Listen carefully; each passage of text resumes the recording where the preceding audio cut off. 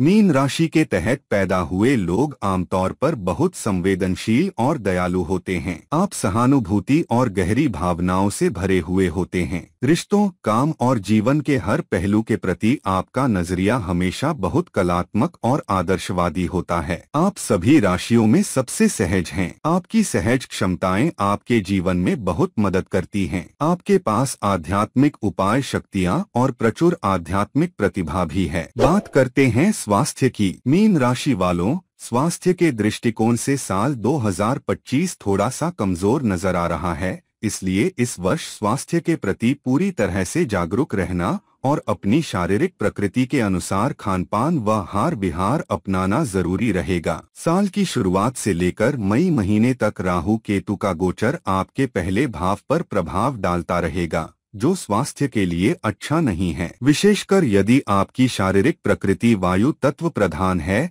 अर्थात आपको गैस वगैरह की परेशानी पहले से रहती है, तो साल का शुरुआती हिस्सा अपेक्षाकृत कमजोर रह सकता है। वहीं मई महीने के बाद से राहु केतु का गोचर आपके प्रथम भाव से दूर हो जाएगा।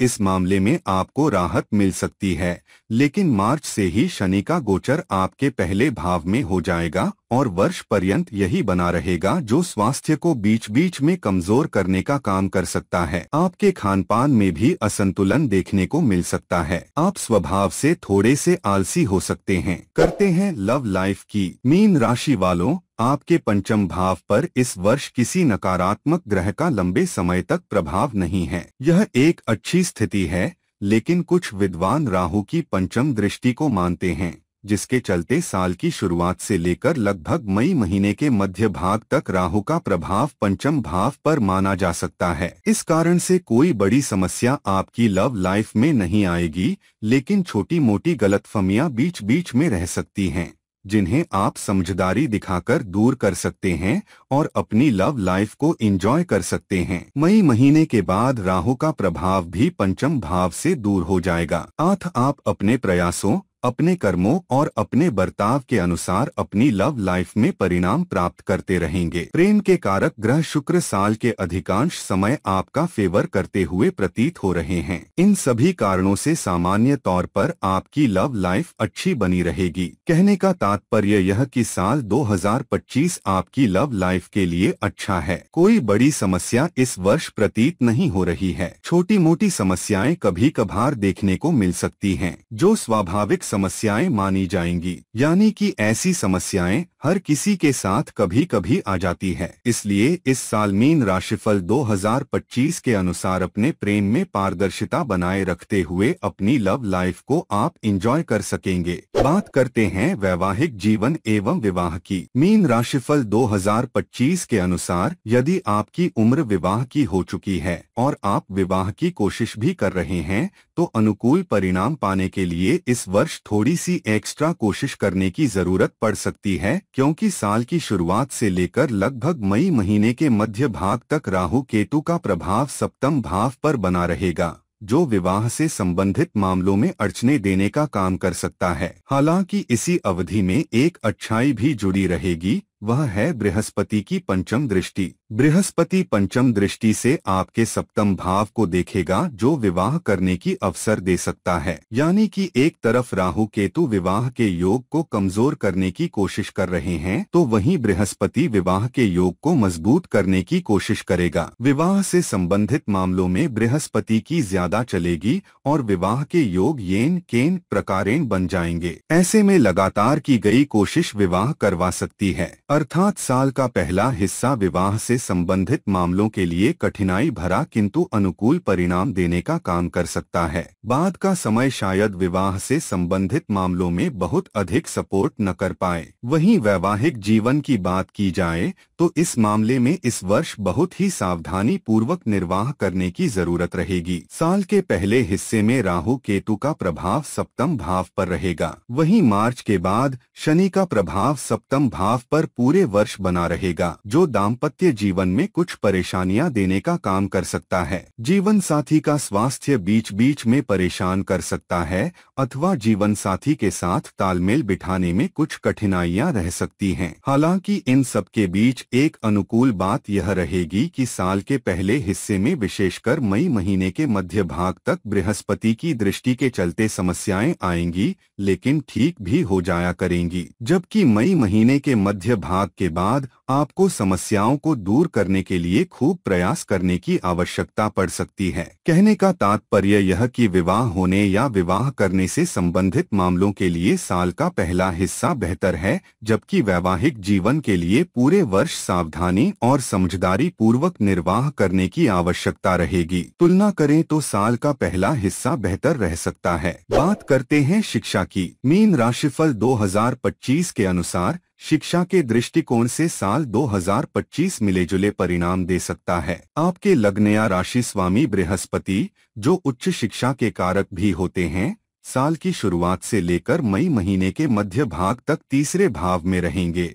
जो टूर एंड ट्रेवल्स आदि से जुड़े विषयों की शिक्षा लेने वाले विद्यार्थियों को कुछ हद तक अच्छे परिणाम दे सकता है। घर से दूर रहकर पढ़ाई करने वाले विद्यार्थियों को भी संतोषप्रद परिणाम मिल सकते हैं, लेकिन अन्य विद्यार्थियों का मन अपने सब्जेक्ट पर तुलनात्मक रूप से कम लग सकता है। हालांकि बुध ग्रह का गोचर बीच बीच में आपको सपोर्ट करता रहेगा, इस कारण से परिणाम संतोषप्रद बने रहेंगे। मई महीने के मध्य भाग के बाद बृहस्पति का गोचर आपके चौथे भाव में हो जाएगा, जहां से बृहस्पति अष्टम, दशम और द्वादश भाव को प्रभावित करेंगे। ऐसी स्थिति में शोध के विद्यार्थियों को बृहस्पति अच्छे परिणाम दे सकते हैं। व्यावसायिक शिक्षा प्राप्त करने वाले विद्यार्थी भी अच्छे परिणाम प्राप्त कर सकेंगे। घर से दूर रहकर या फिर विदेश में रहकर पढ़ाई करने वाले विद्यार्थी भी अच्छे परिणाम प्राप्त कर सकेंगे। अन्य विद्यार्थियों को बुध और बृहस्पति के संयुक्त प्रभाव से एवरेज या एवरेज से थोड़े से बेहतर परिणाम भी मिल सकते हैं। इन स्थितियों के अलावा आपके लग्न भाव पर राहु केतु और शनि के प्रभाव को देखते हुए हम यही कहेंगे कि शिक्षा की दृष्टिकोण से यह साल मिलेजुले परिणाम दे सकता है। खूब मेहनत करने की स्थिति में परिणाम एवरेज से कुछ हद तक बेहतर भी रह सकते हैं। वहीं लापरवाही की स्थिति में